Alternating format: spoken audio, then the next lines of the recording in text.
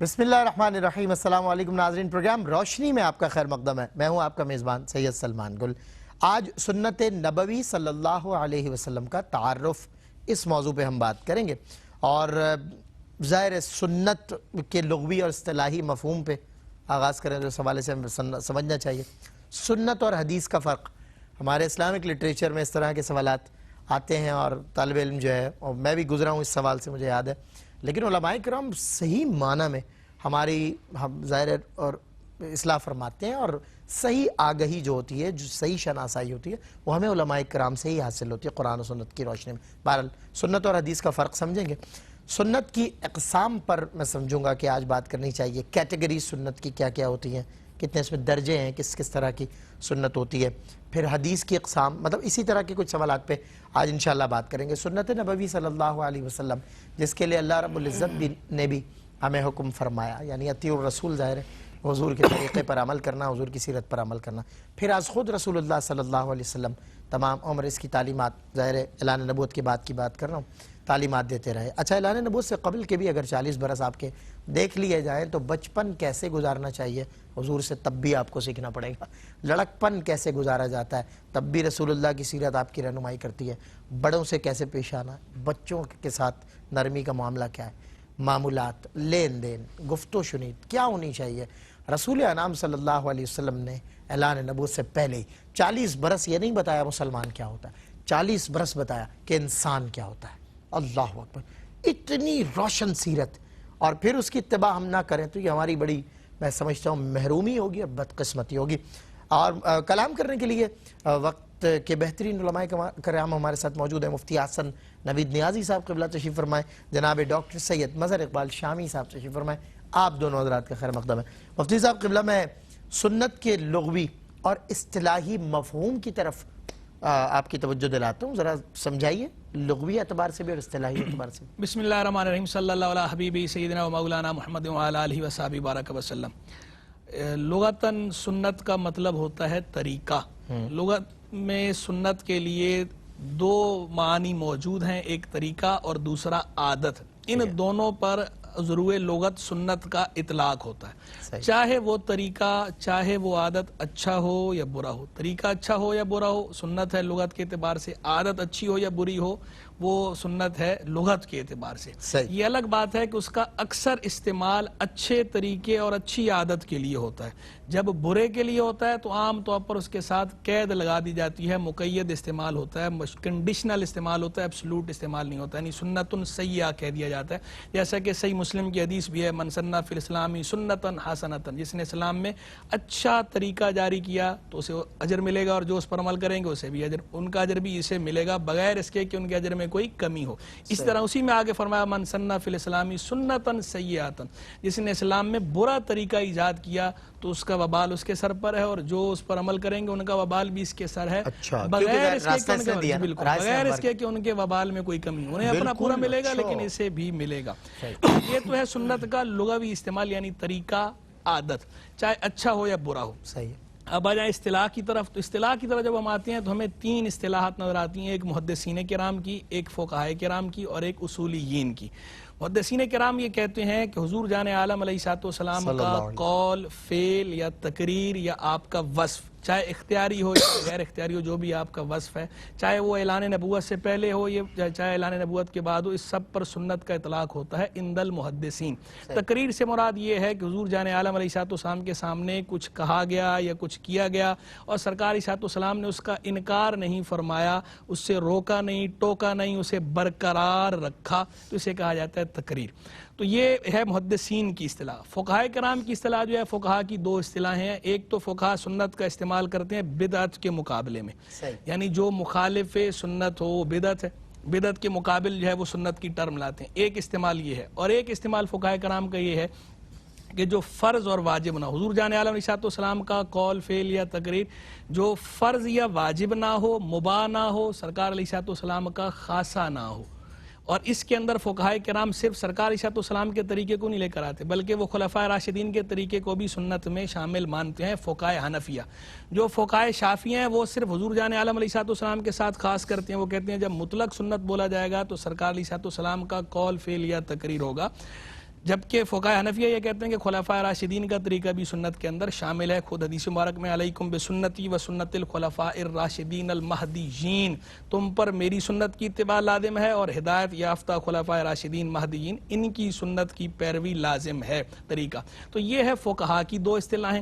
اب آ جائیں اصولیین کی طرف. تو اصولیین یہ کہتے ہیں کہ سرکار صلی اللہ علیہ وسلم کے ساتھ تعلق ہو اس کا، لیکن اس میں کوئی حکم بھی ہو، اس کا تعلق کسی نہ کسی حکم کے ساتھ ہو، تب اصولیین اس پہ سنت کا اطلاق کرتے ہیں، کیونکہ اصولیین جو ہے وہ حکم شرعی سے بحث کرتے ہیں، ان کا خاص ایریا وہ ہے، تو اس لیے وہ اس کے مطابق بات کرتے ہیں. اور ساتھ ہی ساتھ اصولیین یہ بھی کہتے ہیں کہ اس کے اندر تعدد بھی ہو، یعنی اکا دکا کا فعل نہ ہو، کہ اگر اکا دکا کوئی چیز کی ہے سرکار صلی اللہ علیہ وسلم نے تو وہ اصولیین کے مطابق وہ سنت نہیں ہے. سنت کا اطلاق، طریقے کا اطلاق، عادت کا اطلاق اس پر ہے کہ جو متعدد بار ہو، کئی بار ہوا ہو. تو یہ ہے اصولیین کی اصطلاح. یہ تو میں نے محدثین کی اصطلاح بھی بتا دی، فقہائے کرام کی دو اصطلاحیں بھی بتا دی، اصولیین کی بھی اصطلاح بتا دی. اب ایک اور سنت کا عمومی معنی ہے، اس معنی میں بھی سنت استعمال ہوتا ہے، وہ ہے الطریقۃ المسلوکۃ فی الدین. یعنی وہ طریقہ جو دین میں رائج ہو، جس پر چلا جائے. کبھی یوں کہتے ہیں اور کبھی اسے یوں بھی تعبیر کر دیا جاتا ہے طریقۃ المشروعۃ المتبعۃ فی الدین، وہ طریقہ جو دین میں مشروع ہو اور جس کی پیروی کی جاتی ہو، جس کی اتباع کی جاتی ہو.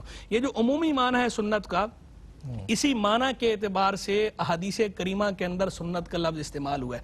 بعض لوگ یہاں پر جو ہے وہ مسکنسپشن کا شکار مطلب یہ جو سب سے آخر میں عمومی معنی آپ نے جی بالکل، بعض لوگ اس حوالے سے مسکنسپشن کا شکار ہوتے ہیں کہ وہ احادیث کے اندر جہاں سنت کا لفظ آیا ہوتا تو اسے وہ فقہا کی اصطلاح پہ محمول کر لیتے ہیں. حالانکہ ایسا نہیں ہے، کہ فقہائے کرام کی اصطلاح تو بعد کی وضع کردہ ہے. احادیث میں جہاں کہیں سنت کا لفظ آیا وہ اس عمومی معنی میں آیا ہے، یعنی الطریقۃ المسلوکۃ فی الدین. اب چاہے وہ فقہا کی اصطلاح کے مطابق فرض ہو، چاہے فقہا کی اصطلاح کے مطابق واجب ہو، چاہے فقہا کی اصطلاح کے مطابق سنت ہو، چاہے فقہا کی اصطلاح کے مطابق مستحب ہو. یعنی احادیث میں لفظ سنت دیکھ کر آپ اسے فقہا کی جو کلاسیفیکیشن ہے اس کے مطابق آپ نہیں رکھ سکتے، وہاں نہیں پرکھیں گے. یہ عمومی معنی میں استعمال ہوا ہے الطریقۃ المسلوکۃ فی الدین. تو اس کے اندر چونکہ اس طرح کے سوالات ہوتے ہیں نا کہ جی اس وقت نہیں تھا اور اب ہے، وہی کہہ رہا ہوں. اس کے اندر فرض بھی شامل ہے، واجب بھی شامل ہے، مستحب بھی شامل ہے، سنت بھی شامل ہے.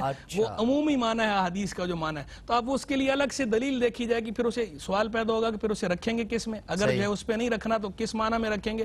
تو الگ سے دلائل دیکھے جائیں گے. اگر دلیل کے مطابق فرض بن رہا ہے تو اس سے مراد وہاں فرض ہوگا، اگر دلیل کے مطابق واجب بن رہا ہے تو اسے واجب قرار دیں گے، دلیل کے مطابق سنت بن رہا ہے تو اسے سنت قرار دیں گے، دلیل قرآن و حدیث جی دلیل کے مطابق مستحب بن رہا ہے تو اسے جو ہے وہ مستحب قرار دیں گے. ادروائز وہی جو سنت یعنی الطریقۃ المسلوکۃ فی الدین، وہ طریقہ جو دین میں رائج ہو، جس پر دین میں چلا جائے، یہ ہے اس کا عمومی معنی. اچھا، پھر سنت کے اندر ایک جو ہے فرض و واجب کے مقابلے میں جب سنت کہا جاتا ہے نا، تو سنن کے اندر ایک ہے ایجابی پہلو اور ایک ہے سلبی پہلو. ایجابی پہلو تو یہ ہے کہ یہ جناب کریں گے تو ثواب ملے گا، سلبی پہلو نہیں کریں گے تو گناہ نہیں ہے. آگے اس کی تفصیلات ہم اقسام کے تحت انشاءاللہ بیان کریں گے. تو سلبی پہلو پہ بعض لوگ زیادہ زور دیتے ہیں، کوئی کام چھوڑ دیتے ہیں، بتایا جو کہتے ہیں سنت ہی تو ہے. ارے آپ یہ دیکھیں یہ سنت کس کی ہے، طریقہ کار یہ کس کا ہے؟ حضور جان عالم علیہ السلام کا، خلفاء راشدین کا. تو آپ ایجابی پہلو پہ فوکس کریں، آپ اسے کریں. نہیں کر پا رہے تو یہ کہیں ہماری کوتاہی ہے، اللہ ہمیں توفیق دے. یہ نہ کہیں کہ جی سنت ہی ہے، نہیں، آپ بولیں کہ ہماری کوتاہی ہے، ہم جو ہے اللہ ہمیں توفیق دے، ہم عمل کی کوشش کریں گے. صحیح ہے، رائج طریق پر پرکھا جائے گا اور دلیل قرآن اور حدیث سے ظاہر لی جائے گی. بڑے اچھا. دیکھیں نا، اب یہی فائدہ ہوتا ہے علماء کرام سے کہ تفصیل سے چیز کے جتنے بھی پہلو اور گوشے ہوتے ہیں وہ سامنے کھل کے آ جاتے ہیں. آپ نے جتنی بھی ظاہر اصطلاحات تھیں وہ سب پیش فرمائی، لیکن عمومی طور پر جو ہم حدیث کی روح سے سنت کو سمجھنا چاہتے ہیں وہ طریق ہے جو دین میں رائج ہے اور دین کے ساتھ آپ کے عہد میں جڑا ہوا ہے. اور پھر آپ ظاہر ہے اس میں دلیل کیا ہے؟ قرآن و حدیث. ڈاکٹر سید مظہر اقبال شامی صاحب قبلہ، مجھے حدیث اور سنت کا فرق واضح فرما دیں تفصیل کے ساتھ، مجھے مثالوں کے ساتھ اور دلیل کے ساتھ. بسم اللہ الرحمن الرحیم. حدیث اور سنت میں جو محدثین نے جو فرق بیان کیا ہے، پہلے تو اس بات کو سمجھ لیں کہ حدیث اور سنت دونوں ہی عربی زبان کے لفظ ہیں. صحیح. اور دونوں کے معنی مختلف ہیں. حدیث کا معنی ہے قول اور بات، اور جبکہ سنت کا معنی ہے طریقہ. اور اصطلاحی طور پر اگر دیکھیں تو یقیناً یہ دونوں عربی کے الفاظ مترادف ہیں، لیکن معنی کے اعتبار سے دیکھا جائے تو کافی ان میں جدائی پائی جاتی ہے. لیکن جدائیگی کے باوجود بھی یہ ایک دوسرے سے معنی کے لحاظ سے بہت قریب ہیں.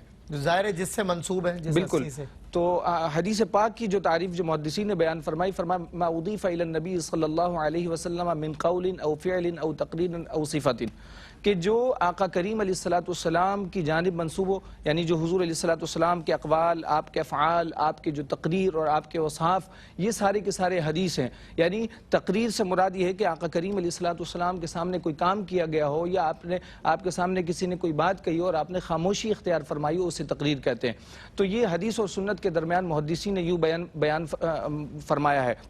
اور سنت کا معنی طریقہ، اور یہ قرآن کریم میں بھی لفظ آیا ہے سنت اللہ. تو ہمیں یہ معلوم ہوا کہ لفظی اعتبار سے جو ہے معنی الگ الگ ہے، لیکن معنی کے اعتبار سے دیکھا جائے تو بہت سے محدثین نے بیان فرمایا کہ کچھ محدثین اس بارے میں فرماتے ہیں کہ دونوں مترادف لفظ ہیں، دونوں ہم معنی ہے، اور بعض نے فرمایا کہ مترادف نہیں ہے بلکہ ان دونوں میں جدائی پائی جاتی ہے. اور سنت اور حدیث ظاہر ہے آپ نے ارشاد فرمایا جس ہستی سے ریلیٹ کرتی ہیں، آپ کی ظاہر ہے گفتار بھی اور آپ کا کردار بھی.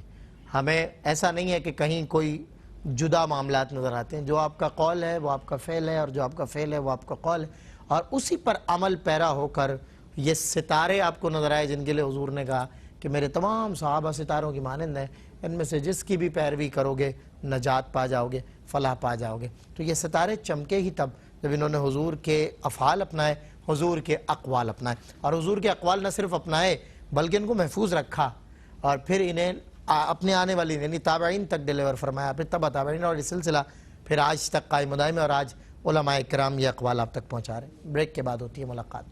خوش آمدید ناظرین، آپ کا خیر مقدم ہے. پروگرام روشنی میں سنت نبوی صلی اللہ علیہ وسلم کا تعارف، اس موضوع پہ بات ہو رہی ہے. اور نہ صرف سنت نبوی بلکہ حدیث مبارکہ کی اقسام اور حدیث کا بھی جو تعارف ہے وہ بھی ہم پیش کر رہے ہیں. اور بریک سے قبل آپ ملاحظہ بھی فرما رہے تھے.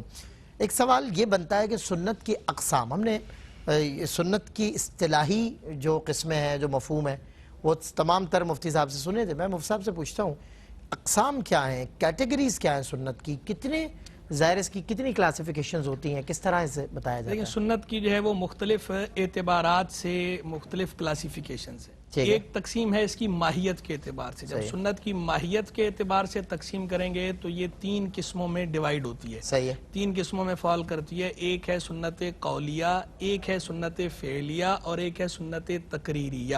جیسا کہ ابھی میں نے پہلے بھی عرض کیا تھا کہ جس کا تعلق قول کے ساتھ ہے وہ سنت قولیہ ہو گئی، جس کا تعلق فعل کے ساتھ ہے وہ سنت فعلیہ ہو گئی، جس کا تعلق حضور جان عالم علیہ السلام کی یا خلفائے راشدین کی تقریر کے ساتھ ہے وہ ہو گئی سنت تقریریہ. یہ ایک کلاسیفیکیشن ہے سنت کی، یہ ایک تقسیم ہے. اب ایک دوسری تقسیم بھی ہے سنت کی، وہ تقسیم ہے مواظبت عدم مواظبت کے اعتبار سے. مواظبت کا معنی ہوتا ہے ہمیشگی. مداومت بھی کہتے ہیں، مواظبت بھی کہتے ہیں، دونوں عربی کے لفظ ہیں، دونوں کا معنی ہے ہمیشگی، یعنی ہمیشہ کرنا. اگر کوئی کام حضور جان عالم علیہ السلام نے بطریق عبادت فرمایا ہو، ہمیشہ فرمایا ہو، کبھی کبھار ترک بھی فرما دیا ہو، تو اس کو کہا جاتا ہے سنن ہدا. اور اگر کوئی کام سرکار علیہ السلام نے بطور عادت فرمایا ہو، چاہے مواظبت کیوں نہ اختیار فرمائی ہو، اسے کہا جاتا ہے سنن زوائد. ایک سنن ہدا ہو گئے، دوسرے سنن زوائد ہو گئے. سنن ہدا کے وہ ہیں جو بطور عبادت ہیں، سنن زوائد وہ ہیں جو بطور عادت ہیں. یعنی یہ تقسیم ہے عادت اور عبادت کے اعتبار سے. پھر اس کے نیچے تقسیم ہے اس کی جو ہے مواظبت عدم مواظبت. مواظبت ہو وہ سنن ہدا کے اندر تو بن جائے گی سنن مؤکدہ، یعنی وہ سنتیں جن میں تاکید ہے. اور اگر جو ہے اس پہ ہمیشگی نہ ہو تو وہ ہے سنن غیر مؤکدہ.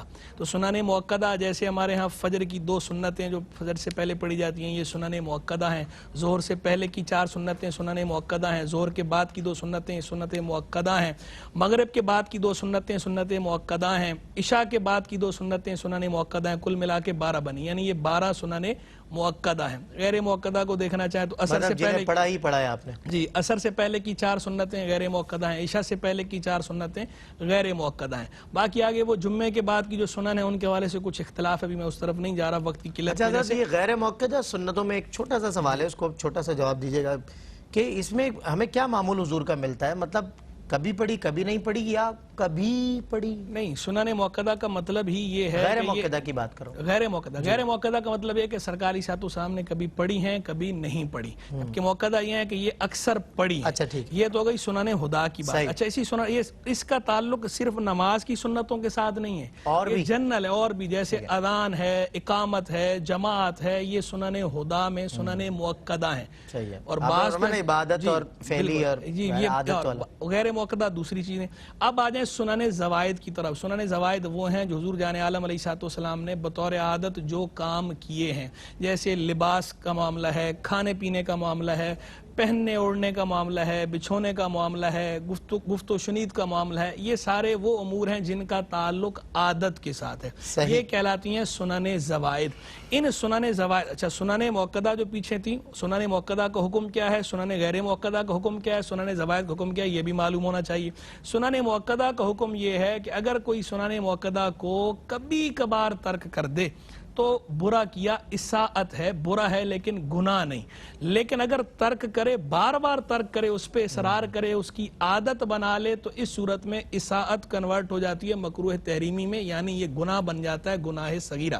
صغیرہ گناہ ہے. اگر عادت نہیں بنا، کبھی کبھار ہو گیا تو خیر ہے. اچھا، اس میں بوجہ مجبوری جو سنن بوجہ مجبوری بھی ہوئی. کبھی کبھار اگر ترک ہوا ہے تو چاہے وہ بلا عذر ہو یا مال عذر ہو، اگر بلا عذر ہے ترک ہوا ہے پھر تو کوئی مسئلہ ہی نہیں ہے، پھر تو حرج نہیں. اور اگر جو ہے عذر کے ساتھ ہو تو حرج نہیں. اور اگر بلا عذر ترک کیا ہے تو اس صورت میں حرج تو ہے لیکن گناہ نہیں ہے. صرف برا ہے، ناپسندیدہ ہے، لیکن گناہ نہیں ہوا. گناہ نہیں ہوا. سنت موقدہ کے ترک اگر جو ہے وہ اس بلا عذر ترک کیا ہے، نادراً ترک کیا ہے تو گناہ نہیں ہوا. عادت بنا لی ہے، بار بار ترک کر رہے ہیں تو اس صورت میں گناہ بھی ہوگا. اساءت کنورٹ ہو جائے گی مکروہ تحریمی میں صغیرہ گناہ کے اندر. اب آ جائیں سنن غیر موقدہ کی طرف. تو سنن غیر موقدہ اگر آپ ان پر عمل کریں گے تو ثواب ملے گا، لیکن نہیں کریں گے تو اس پہ کوئی گناہ کسی قسم کا نہیں، اور وہ اساءت کے درجے میں بھی نہیں. سنن زوائد کی طرف آئیں. سنن زوائد کا معاملہ تو یہ ہے اگر آپ کرتے ہیں بہت اچھی بات ہے، حضور جان عالم علیہ السلام کا طریقہ کار اختیار کریں گے، آپ کو اجر ملے گا، ثواب ملے گا. لیکن اگر آپ نہیں کرتے تو اس پر آپ کو گناہ نہیں ملے گا. یہ سرکار علیہ السلام کی عادات مبارکہ ہیں. لیکن پھر وہی بات ہوگا جو میں نے پہلے کہی تھی کہ ایک ہے ایجابی پہلو، ایک ہے سلبی پہلو. آپ سلبی پہلو کو فوکس نہ کریں، آپ ایجابی پہلو کو فوکس کریں. یہ دیکھیں کہ سرکار کا طریقہ ہے، برکتوں والا طریقہ ہے، اس طریقے کو اختیار کریں. شام کے بڑے عالم ہیں شیخ عبد الفتاح ابو غدہ، حلب کے تھے، بڑے عالم تھے.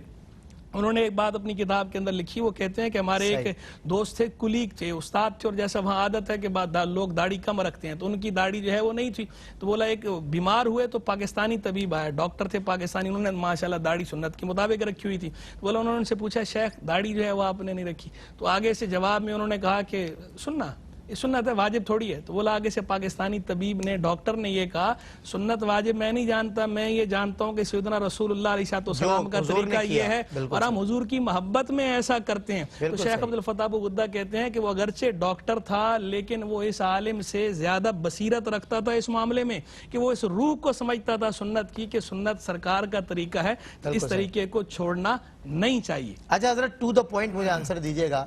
طویل سفر جو ہوتے ہیں آج کل ہمارے یہاں ظاہر ہے پہلے تو پیادہ اور اسفار ہوتے تھے، لیکن آج اسفار جو ہے وہ بائی روڈ جاتے ہیں، گاڑیوں پر طویل سفر ہوتے ہیں، لاہور اسلام آباد. ان اسفار میں اکثر جو ہے نا لوگ دو قسم کی رائے دیتے ہیں کہ جس سفر میں جب اس کو قصر کر دیا فرض کو تو پھر سنتوں کی حیثیت جو ہے وہ کس طرح باقی رہتی ہے. کچھ لوگ پڑھتے ہیں، کچھ نہیں بھی. سفر کے اندر اگر اضطراری حالت نہ ہو اور تسلی والی حالت ہو، اطمینان والی حالت ہو تو بہتر یہ ہے سنت موقدہ پڑھ لیں، اجر سے محروم کیوں ہو رہے ہیں. بالکل. لیکن اگر کوئی نہیں پڑھتا تو سفر کے اندر سنن موقدہ غیر موقدہ ہو جاتی ہیں، گناہ نہیں ملے گا. بالکل ٹھیک. لیکن اجر سے بہرحال محرومی ہے، بہتر ہے کہ پڑھ لیں. وہ تو خیر حضرت گناہ نہیں ہے، آپ تو بہتری کی طرف ہی لائیں گے ظاہر ہے اس امت کو، اور ہماری بھی یہی کوشش ہے اللہ تعالیٰ بہتری کی. لیکن بات یہ ہے کہ ہم نے آپ سے گناہ ہے یا نہیں تو گناہ نہیں ہوگا. بالکل گناہ گار نہیں ہوگا کیونکہ وہ سفر میں ہے. بالکل ٹھیک ہے. ڈاکٹر صاحب، شاہ صاحب قبلہ، سنت کی اقسام ہم نے سمجھی ہیں. ابھی حدیث کی اقسام، مطلب حدیث کی جو کیٹیگریز ہے وہ آپ ارشاد فرمائیں. ویسے تو حدیث کی اقسام جو ہیں وہ بہت زیادہ ہیں، اور سند کے اعتبار سے ہے، متن کے اعتبار سے، باعتبار روایت ہے، باعتبار علم ہے، اور یہ بہت ساری اقسام محدثین نے بیان فرمائی. ہر ایک کو اگر ہم تفصیلی طور پر بیان کریں تو یقیناً جو ہے تفصیلی طور پر وقت درکار ہے. لیکن یہاں پہ عرض کروں گا کہ باعتبار متن ہو تو حدیث مرفوع ہے، موقوف ہے، مقطوع ہے، اور اسی طرح باعتبار سند اگر ہم دیکھیں تو حدیث مرسل ہے، منقطع ہے، معلق ہے، معضل ہے، یہ ساری اقسام آتی ہیں.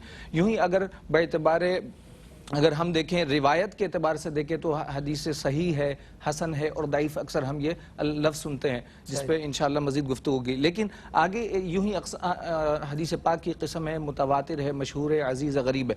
یہ ساری اقسام بہت تفصیلی طور پر وقت درکار ہے، لیکن یہاں پہ یہ عرض کرتا چلوں کہ ایک حدیث پاک کی قسم ہے جس کو شکلاً اس کو موضوع کہا جاتا ہے. شکلاً اسے حدیث کہہ دیتے ہیں لیکن وہ حدیث ہوتی نہیں ہے.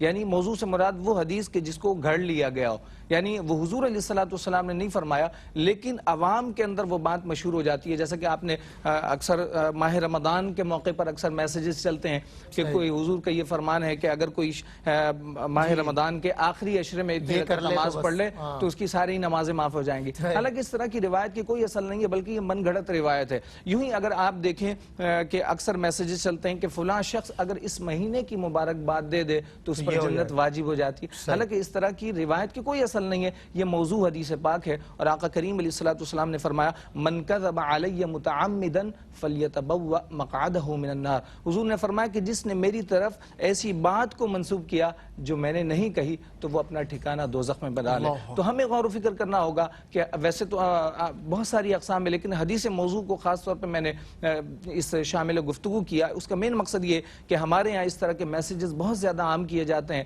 اور ہمیں اس طرف توجہ دینی چاہیے کہ جو حضور کا فرمان ہی نہیں ہے کیسے ہم اس کو لوگوں کی طرف سینڈ کریں اور کہیں کہ یہ حضور کا فرمان ہے. المیہ جہالت بھی تو ہے، چونکہ ہم دین سے ہماری دوری ہے اور ہم جو ہے وہ قرآن و حدیث سے چونکہ اتنا دور، اتنے فاصلے پر ہیں کہ ہم اس کو پرکھ نہیں سکتے قول کو. ورنہ اگر انسان قرآن اور حدیث سے جڑا رہے تو کم از کم پرکھ سکے گا کہ یہ تعلیمات بہرحال ہماری محسوس نہیں ہو رہی تو چلیں رجوع کر لیا جائے. ضرورت ہی نہیں ہے اس مسئلے کی، بس میسج آیا اور جناب آگے بڑھا دینا اس کو. تو بالکل اس طرف توجہ دینی چاہیے کہ ہمیں اہل علم سے رجوع کرنا چاہیے کہ یہ حدیث پاک موضوع تو نہیں ہے، اور خاص طور پر ان مواقع پہ ہمیں توجہ دینی چاہیے. بالکل ٹھیک ہے. میں مفتی صاحب قبلہ، حدیث ضعیف کا آپ نے ذکر فرمایا، حدیث ضعیف جسے کہا جاتا ہے، اس پر میں چاہتا ہوں آپ روشنی ڈالیں تو پھر ہم ظاہر ہے انشاءاللہ وقفہ لیں گے پھر بعد میں بھی. دیکھیں حدیث ضعیف کے حوالے سے ہمیں نا آج کل دو انتہائیں نظر آتی ہیں. کچھ لوگ جو ہے وہ اس انتہا پر ہیں اور کچھ لوگ اس انتہا پر ہیں. جو اعتدال کا راستہ ہے اس پر لوگ ہمیں کم نظر آتے ہیں. ایک طرف وہ لوگ ہیں کہ جو حدیث ضعیف کو بالکل اس طرح پروموٹ کرتے ہیں کہ وہ بغیر کسی چیز کا فرق رکھے، چاہے احکام کا معاملہ ہو، عقائد کا معاملہ ہو، فضائل کسی بھی چیز کا معاملہ ہو، وہ اس کے اندر بس ضعیف حدیث کو جو ہے وہ لے لیتے ہیں اور اس طرح بالکل پھیلائے جاتے ہیں. جتنی ضعیف حدیثیں، بلکہ بعض اوقات تو طرز عمل سے ایسا لگتا ہے کہ شاید چن رہے ہیں، تلاش کر رہے ہیں کہ جہاں کوئی روایت کوئی رہ نہ جائے، کسی کونے خدرے میں چھپی ہوئی کوئی ضعیف روایت، تمام ضعیف روایتیں اکٹھی کر لیں، تمام ضعیف روایتیں اکٹھی کر لیں اور اس کو آہستہ آہستہ عام کرنا شروع کر دیں. اور اس کے پیچھے ہمیں جو ان کا معاملہ نظر آتا ہے، اس کے پیچھے معاملہ ہمیں یہ نظر آتا ہے کہ وہ غالباً شاید یہ سمجھتے ہیں کہ سوشل میڈیا کا دور ہے تو یونیک چیز ہم بار بار لوگوں کو دیتے رہیں، کوئی نئی چیز لے کر آئیں. قبلہ اسکول آف تھاٹ بھی کار فرما ہے، کیونکہ ایک طرف دیکھیں، ایک طرف قرید رہا ہے، دوسری طرف رد کر رہا ہے. تو وہ بالکل اس معاملے میں بالکل وہ نرالی چیز لانے کے چکر میں، نئی چیز لانے کے چکر میں جو ہے لوگ جو ہے وہ اس طرح جو ہے وہ دھڑا دھڑ کرتے ہیں. تو ایک یہ انتہا ہے، یہ طریقہ کار بھی درست نہیں ہے، اس سے بھی بچنا ضروری ہے. ایک طرف وہ انتہا کہ جو ضعیف اور موضوع میں کوئی فرق ہی نہیں کرتے، وہ کہتے ہیں ضعیف کو مطلقاً مردود قرار دیتے ہیں. کہتے ہیں جس طرح حدیث موضوع جو من گھڑت روایت ہوتی ہے، جس طرح وہ من گھڑت ہے، وہ قابل رد ہے، بلکہ واجب و رد ہے. جس طرح اسے بیان کرنا یا اس پر عمل کرنا کسی طرح درست نہیں ہے، تو کہتے ہیں اس بغیر جو ہے اس کے موضوع ہونے کو واضح کیے. اگر اس کا موضوع ہونا واضح کر دیا ہے یا اس کا رد کرنا ہے پھر تو بیان کی جا سکتی ہے کہ ظاہر بات ہے جب رد نہیں کریں گے تو پتہ کیسے چلے گا یہ روایت من گھڑت ہے. تو موضع رد کے اندر تو موضوع روایت بیان کی جا سکتی ہے، بغیر موضع رد کے ویسے موضوع روایت کو بغیر بیان رد کے ذکر کرنا درست نہیں، یہ ٹھیک نہیں، جائز نہیں. تو وہ ضعیف کے لیے بھی یہی حکم بعض لوگ لگا دیتے ہیں، کہتے ہیں جناب اور دائرہ اتنا تنگ کر دیتے ہیں، جہاں شریعت مطہرہ نے وسعت اور گنجائش رکھی ہے اس کو بھی زبردستی دائرے کو تنگ کرنے کی کوشش کرتے ہیں اور ضعیف کو بالکل موضوع کے پلڑے میں ڈال کے اس کو سرے سے فارغ کر دیتے ہیں. یہ طرز عمل بھی درست نہیں. اعتدال کا طریقہ کون سا ہے؟ اعتدال والا طریقہ وہی ہے جو ہمارے محدثین کرام کا فیصلہ ہے، جو ہمارے فقہائے کرام کا فیصلہ ہے، اور دونوں گروہوں کا عمل بھی اسی پر ہے. محدثین کا عمل بھی اسی پر ہے، صرف فیصلہ نہیں ہے، یہ ان کا ڈیسیژن بھی ہے اور اس کے بعد انہوں نے عمل بھی پریکٹیکلی بھی محدثین نے یہی کیا اور فقہاء کرام نے بھی پریکٹیکلی بھی یہی کیا ہے. وہ کیا ہے کہ وہ انہوں نے ضعیف روایت کو اندر تفصیل بیان کی ہے کہ بعض صورتوں میں ضعیف روایت جو ہے وہ قبول کی جائے گی, بعض صورتوں میں قبول نہیں کی جائے گی. میرے خیال میں بریک ہے, پھر باقی بریک کے بعد گفتگو انشاءاللہ مزید آپ سے اس پہ جان لیتے ہیں. کچھ مختصر سا وقفہ اور پھر آخری مختصر سا ہمارا سیگمنٹ ہوگا انشاءاللہ. اس میں ہم جانتے ہیں, حضرت کی بات کمپلیٹ کرتے ہیں اور قبلہ ڈاکٹر صاحب سے لیتے ہیں پیغام اس وقفے کے بعد. جی خوش آمدید ناظرین, ایک مرتبہ پھر آپ کا خیر مقدم ہے پروگرام روشنی میں سنت نبوی صلی اللہ علیہ وسلم کا تعارف. اور ہم آج بات کر رہے ہیں, ہم نے سنت کے لغوی اور اصطلاحی معنی پر بھی, مفہوم پر بھی بات کی اور سنت اور حدیث کا فرق بھی سمجھا اور حدیث کے اقسام کو بھی سمجھنے کی کوشش کی. حدیث ضعیف پہ ہم بات کر رہے تھے اور اسی کو ہم مکمل کرتے ہیں. میرے پاس کتنا وقت ہے اگر مجھے معلوم چلے تو پھر اس حساب سے ٹھیک ہے. تو حدیث ضعیف کو مفتی صاحب مجھے ذرا تفصیل سے سمجھنے کی بھی ضرورت ہے, کیونکہ ظاہر ہے آپ ارشاد فرما رہے تھے اور بات ادھوری رہ گئی تھی. ارشاد فرمائیں. جی, تو میں گزارش کر رہا تھا کہ حدیث ضعیف کے حوالے سے دو انتہائیں پائی جاتی ہیں, ایک اس طرف انتہا اور ایک انتہا اس طرف. یعنی ایک طرف افراط ہے اور ایک طرف جو ہے تفریط ہے. وہ شاعر نے کہا تھا نا, باز آیا اگر غفلت سے جفا کی, تلافی کی بھی ظالم نے تو کیا کی. یعنی ایک طرف افراط ایک طرف تفریط. اصل جو ہے وہ اعتدال. شعری اسلوب پر داد دے رہا ہوں نہ کہ اس بات پر. الاعتدال حلیت الرجال, اعتدال مردوں کا زیور ہے. خیر الامور اوساطھا, سب سے عمدہ معاملہ وہ ہوتا ہے جو بیچ کا ہوتا ہے, جو درمیانی راہ ہوتی ہے. اور درمیانی راہ وہ ہے کہ نہ تو مطلقاً مقبول ہیں اس طرح اور نہ ہی مطلقاً اس طرح مردود ہیں, بلکہ محدثین کرام کا, فقہاء کرام کا فیصلہ اور ان کا پریکٹیکل دونوں چیزیں اس پر دال ہیں. وہ کیا کہتے ہیں کہ تفصیل کرتے ہیں اس کے اندر. وہ کہتے ہیں ایک ہے عقائد کا باب, ترغیب و ترہیب کا باب, احکام کا باب, فضائل و مناقب کا باب. یعنی دو چیزیں الگ کر لیں, عقائد اور احکام. ایک طرف عقائد اور احکام ہے, دوسری طرف ترغیب, ترہیب, فضائل, مناقب. ترہیب کا معنی ہوتا ہے ڈرانا, جیسے ترغیب کا معنی رغبت دلانا, کوئی بشارت دینا, اس کی اچھائی بیان کرنا, فضیلت بیان کرنا, اور ترہیب معنی جو ہے وہ ڈرانا, کوئی وعید بیان کرنا.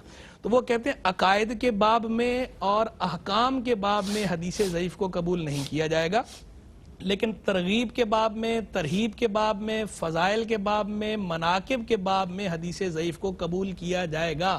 اور محدثین نے قبول بھی کیا ہے, اس پر ان کی تمام کتابیں دلالت کرتی ہیں. ایون کہ آپ یہ دیکھیں کہ جو اصح الکتب بعد کتاب اللہ ہے, صحیح بخاری جسے کہا جاتا ہے, امام بخاری رحمہ اللہ نے بھی صحیح بخاری کے سوا جو دیگر کتابیں لکھی ہیں, صحیح بخاری تو صحیح ہے, لیکن جو انہوں نے دیگر کتابیں لکھی ہیں حدیث کے حوالے سے, الادب المفرد ہے, اسی طرح جو ہے وہ بر الوالدین کے نام سے ان کا رسالہ ہے, جزء خلق افعال العباد ہے, یہ جو رسائل ان کے دیگر ہیں, اس کے اندر انہوں نے جس طرح صحیح احادیث لے کر آئے ہیں وہ, تو وہاں پر وہ ضعیف احادیث بھی لے کر آئے ہیں. اور مثال کے طور پہ یا کمپیریٹیو ڈیفرنس کے لیے؟ ڈیفرنس نہیں, وہ تو باقاعدہ چیپٹر جب قائم کرتے ہیں, چیپٹر جب قائم کرتے ہیں, چیپٹر قائم کر کے وہ حدیث لاتے ہیں, کسی بھی چیپٹر کے اندر صحیح روایت بھی لاتے ہیں, حسن بھی لاتے ہیں, ضعیف روایت بھی لاتے ہیں. یعنی موضوع سے بالکلیہ گریز کیا ہے انہوں نے, لیکن ضعیف سے بالکلیہ گریز نہیں کیا. اچھا حضرت, ایک عام آدمی اس کا تعین کرنے جب بیٹھتا ہے تو اس کے لیے تو یہ بڑا ظاہر آسان, یہ عام آدمی کا یہ تعین عام آدمی کا کام نہیں ہے, جس کا کام اسی کو ساجے. لکل فن رجال, ہر فن کے لیے باقاعدہ مرد ہیں, ہر فن کے جو ماہر لوگ ہوتے ہیں, جس کی ایکسپرٹی ہوتی ہے اس کی طرف رجوع کرنا چاہیے. تو حدیث کے صحیح ہونے کو جاننا, خرابی یہیں پیدا ہوتی ہے نا پھر, اس کے ضعیف ہونے کو جاننا یہ عوام کا کام نہیں, یہ علماء کا کام ہے. عوام جانے کے کس سے؟ علماء سے, جو مستند علماء دین ہیں, جو حدیث پہ اتھارٹی ہیں, حدیث جن کی ایکسپرٹی ہے, ان سے رجوع کریں. وہ آپ کو بتائیں گے کہ صحیح حدیث کون سی ہے, حسن حدیث کون سی ہے, ضعیف حدیث کون سی ہے. از خود بعض کتابوں کے اردو ترجمے دیکھ کے یہ فیصلہ نہیں کیا جا سکتا, یہ فیصلہ کرنا غلط ہے. ہر چیز کا ایک میرٹ ہے, کیپیبلٹی ہے. وہ کیپیبلٹی جب تک آپ کے اندر پیدا نہیں ہوتی اس وقت تک آپ یہ احکام نہیں لگا سکتے. اس طرح کے احکام لگانے جائیں گے تو یہ افتراء علی الشرع میں چلا جائے گا, یعنی شریعت پہ جھوٹی بات گھڑ کے شریعت کے سر لگا دینا, جس سے سخت الفاظ میں منع کیا گیا. اور یہ خود کبائر میں سے ہے, یہ بڑے جرائم میں سے ہے, بڑے گناہوں میں سے ہے کہ شریعت کی طرف آپ وہ بات منسوب کریں جو شریعت کی نہیں ہے. یعنی تقول علی اللہ کریں, اللہ پہ کوئی بات آپ جھوٹی باندھ دیں. ایک چیز کو اللہ نے حرام قرار نہیں دیا, آپ حرام قرار دے دیں. ایک چیز کو اللہ نے حلال قرار نہیں دیا, آپ اللہ کے حرام کو حلال کر دیں, اللہ کے حلال کو حرام کر دیں. اس کی ذات نہیں ہے. تو جب آپ اس طرح احکام لگانے جائیں گے حدیث نبویہ کے اوپر تو یہ بھی آپ بغیر میرٹ کے جب کریں گے تو یہ بھی افتراء علی الشرع میں چلا جائے گا. تو اس لیے جو ہے جو اس کا میرٹ ہے، جو اس کی کیپیبلٹی ہے، جو اس کے ایکسپرٹ ہیں، ان ایکسپرٹ سے آپ رجوع کریں، وہی آپ کو بتائیں گے صحیح حدیث کون سی ہے، ضعیف حدیث کون سی ہے، حسن حدیث کون سی ہے. پھر اس ضعیف حدیث کو قبول کرنے کے حوالے سے بھی کچھ شروط بھی ہیں.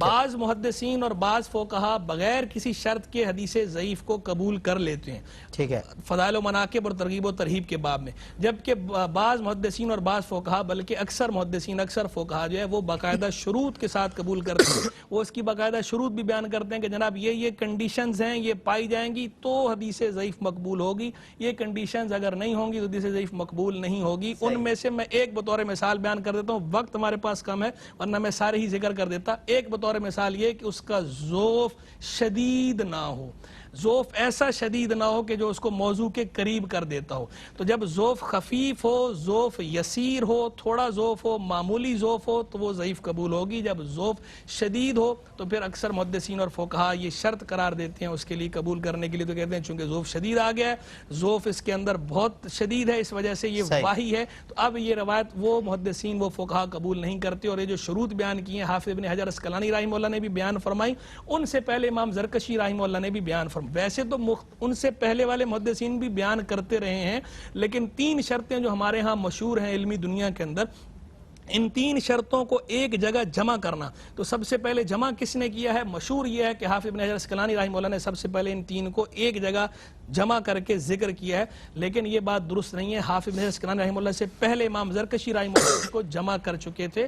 حافظ ابن حجر اسقلانی رحمہ اللہ نے انہی سے نقل کیا ہے. تو اس کے اول جامع امام زرکشی ہیں، لیکن یہ شروط پہلے سے محدثین بیان کرتے چلے آئے ہیں. اور بعض شروط تو وہ ہیں جن کے لیے باقاعدہ اتفاق کا دعویٰ بھی کیا گیا بعض محدثین کی طرف سے کہ یہ شروط متفق علیہ ہیں، اگرچہ اس دعوے کے اندر بھی کیلو کال موجود ہے. تو بہرحال حدیث ضعیف جو ہے وہ شروط کے ساتھ مقبول ہے اکثر کے نزدیک، اور بغیر شروط کے مقبول نہیں. مقبول کہاں پر ہے؟ اس پر اتفاق ہے. مقبول کہاں پر ہے؟ فضائل کے باب میں، مناقب کے باب میں، ترغیب کے باب میں، ترہیب کے باب میں. عقائد کے باب میں ضعیف حدیث نہیں چلے گی، احکام میں ضعیف حدیث نہیں چلے گی. اسی طرح سنیت کا اس بات جو ہے وہ ضعیف حدیث سے نہیں ہوگا. فقہائے کرام اصولیین جو ہے وہ کسی چیز کا سنت ہونا اس کو ضعیف حدیث سے ثابت نہیں کرتے. وہ کہتے ہیں اس کے لیے ضعیف حدیث سے اس بات آپ سنیت، کیونکہ وہ بھی احکام کے اندر شامل ہے. ہاں استحباب جو ہے، استحباب ضعیف حدیث سے ثابت ہو جاتا ہے. کسی چیز کا صرف مستحب ہونا، اچھا ہونا، یہ ضعیف حدیث سے بھی ثابت ہو جائے گا، لیکن فرض، واجب یا سنیت اس کی اس طرح حرام، مکروہ، تحریمی، یہ بھی جو ہے وہ ضعیف حدیث سے ثابت نہیں ہوگا. موضوع نہیں ضعیف کی بات ہے، موضوع تو سرے سے حدیث ہی نہیں ہے، وہ تو حدیث ہے ہی نہیں نا، اسے تو حدیث کہنا بھی مجاز ہے، مجازن حدیث کہا جاتا ہے، ورنہ وہ حدیث نہیں ہوتی موضوع. بالکل ٹھیک ہے مفتی صاحب.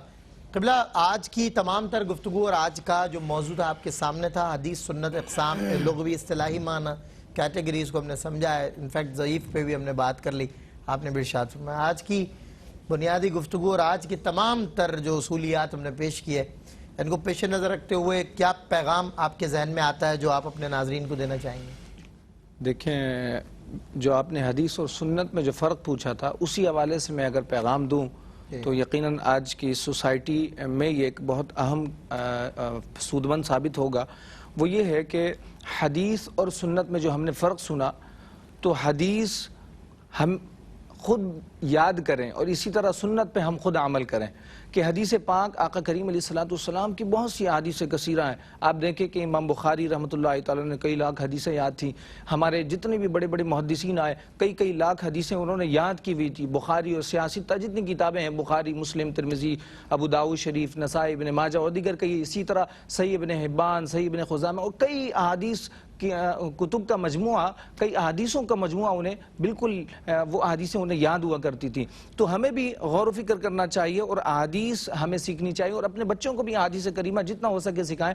اب آپ دیکھیں کہ آج سوشل میڈیا کا دور ہے، کیا کر رہے ہوتے ہیں ہم؟ موبائلوں میں مصروف رہتے ہیں. یا اگر ہمارا بیٹا اگر موبائل میں مصروف ہو یا موبائل میں جتنے ایپ ہوتے ہیں اس میں اگر مہارت حاصل کر لے تو ہم بڑے خوش ہوتے ہیں کہ ماشاءاللہ ہمارا بیٹا تو چھوٹا سا ہے لیکن یوٹیوب میں بڑا ماہر ہے. لیکن اگر ہم یہی غور کر لیں کہ ہمارے بیٹے نے کتنی احادیثیں یاد کی ہیں، رسول اللہ صلی اللہ تعالیٰ علیہ وآلہ وسلم کی کتنی احادیث طیبہ میرے شہزادے نے یاد کی ہیں، تو یقیناً ہمارے لیے باعث سعادت ہے۔ یوں ہی اگر ہم سنت کے حوالے سے دیکھیں تو ہم سنتوں پر عمل کرنے کے بجائے ہم دیگر چیزوں کی طرف چلے گئے، حالانکہ سنت پہ ہمیں خاص توجہ دینی چاہیے۔ آقا کریم علیہ السلام نے فرمایا کہ من تمسک بسنتی عند فساد امتی فلہ اجر شہید۔ حضور نے فرمایا کہ جس نے میری سنت کو تھاما، جس وقت فساد برپا ہو رہا ہے اور اس وقت میری سنت کو اس نے تھاما، تو فرمایا اس کے لیے 100 اجر شہید کا ثواب ملتا ہے، اور ایک روایت میں فرمایا کہ اس کے لیے